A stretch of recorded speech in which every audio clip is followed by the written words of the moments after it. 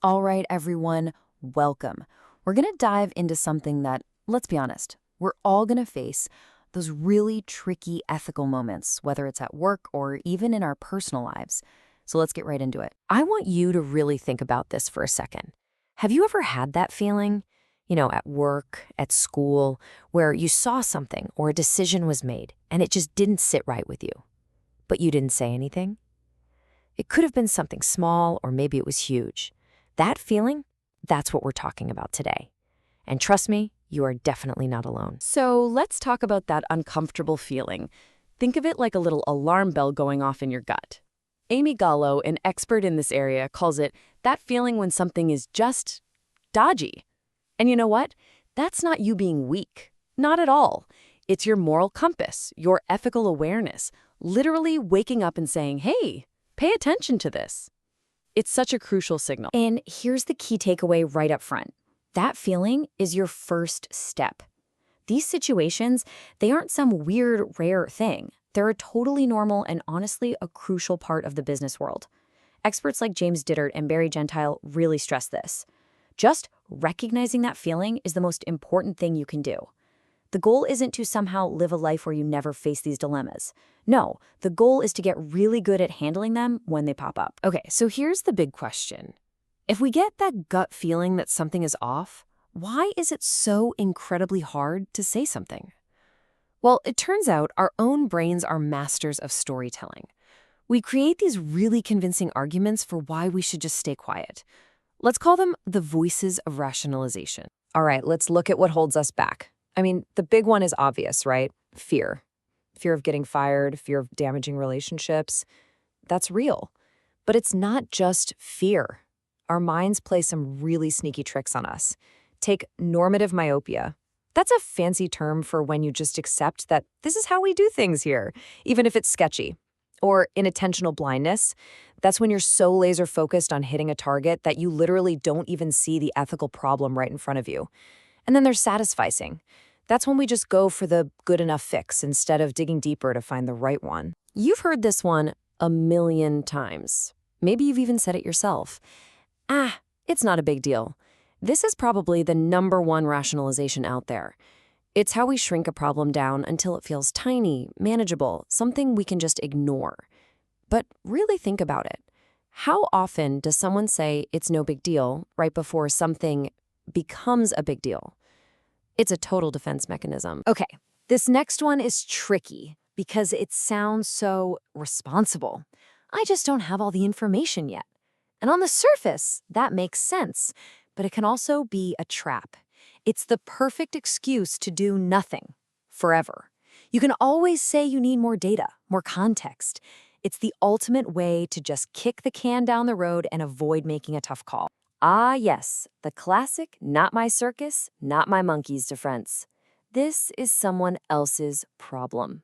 We see the issue, we know it's wrong, but we tell ourselves, hey, that's what my manager is for, or HR will handle it.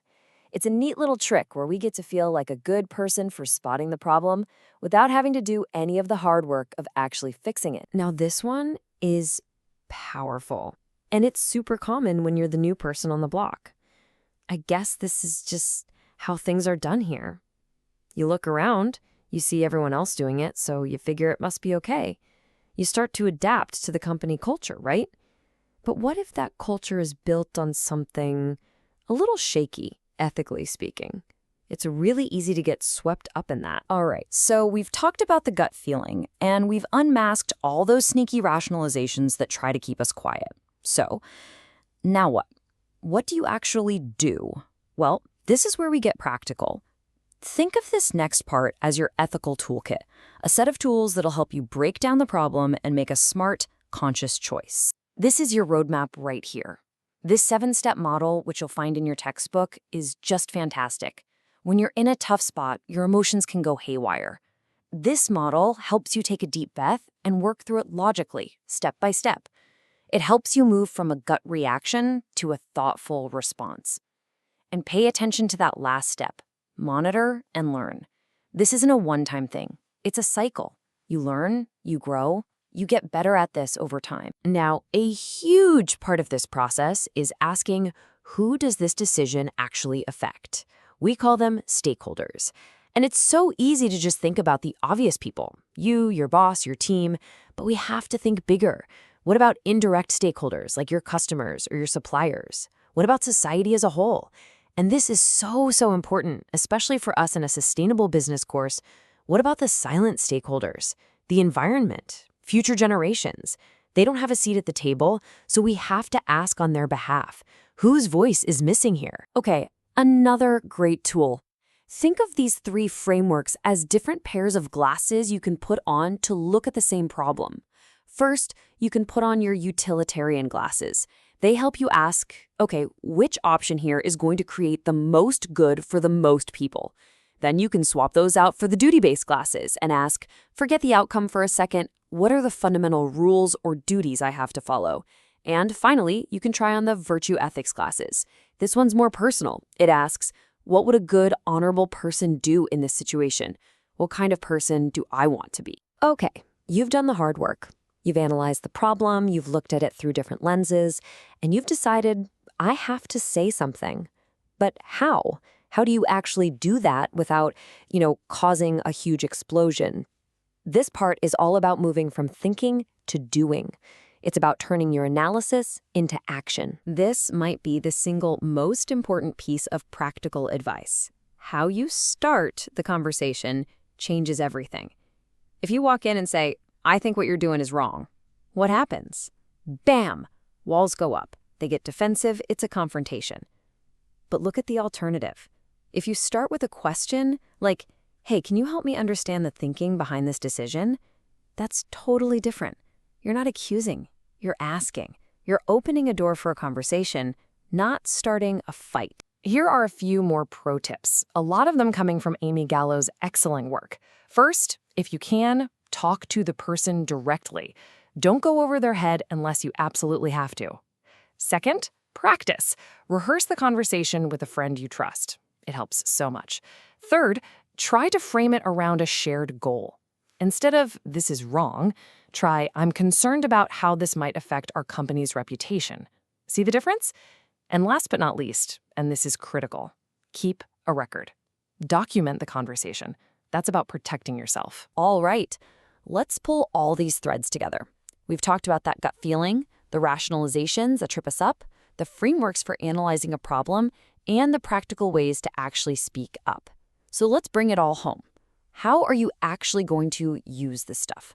Both right now in this course, and more importantly, for your entire career. Okay, so for your Module 2 assignment, you're basically going to get a practice run. It's designed so you can take everything we just talked about and apply it. You're going to take a real-world case and break it down using that 7-step model. You'll use at least 2 of those ethical lenses we talked about. You'll do a full stakeholder analysis. I really want you to see this not as just another paper, but as a workout. You're building the ethical muscle memory that you're going to rely on for years to come. I absolutely love this quote. It really gets to the heart of it all. This isn't about being perfect. You don't have to be some kind of saint or flawless philosopher. It's about having a good process to lean on and then having the courage to actually use it. Every single time you face one of these situations, it's a chance to practice, to get stronger, and to get a little bit clearer on what you truly stand for. So I'm going to leave you with a final question to chew on. Go back to that moment we talked about at the very beginning, that time you felt uncomfortable but stayed quiet.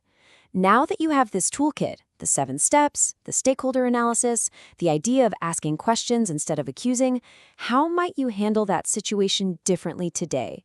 Really think about it, because answering that question, that's the first step to finding your voice and learning how to use it.